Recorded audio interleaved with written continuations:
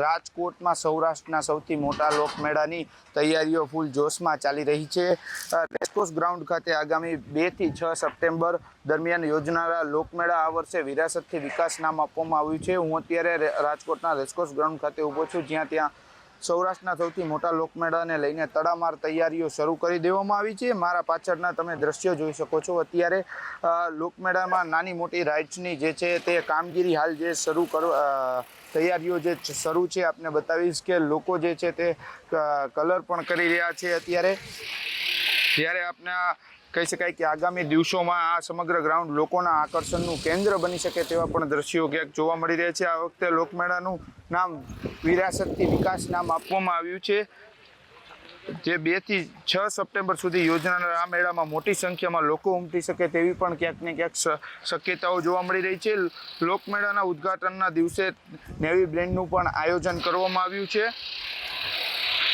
જ્યારે આ મેળામાં સ્થાનિક પ્રતિમાઓ પણ પ્લેટફોર્મ આપવામાં આવશે। આશરે 40 જેવા લોકલ કલાકારો દ્વારા જે છે તે અહીંયા વિવિધ પરફોર્મન્સ પણ આપવામાં આવશે। મહત્વની વાત એ છે કે લોકોની સુરક્ષાને ધ્યાને લઈને લોકમેળાના સ્થળે મોક ડ્રીલ પણ યોજવામાં આવશે। આ ઉપરાંત આ વખતે ટેકનોલોજી પણ ઉપયોગ કરવામાં આવશે। લોકમેળાની ભીડને નિયંત્રિત કરવા અને સતત નજર રાખવા માટે AI આધારિત ક્રાઉડ મોનિટરિંગ સિસ્ટમનું પણ આયોજન કરવામાં આવ્યું છે।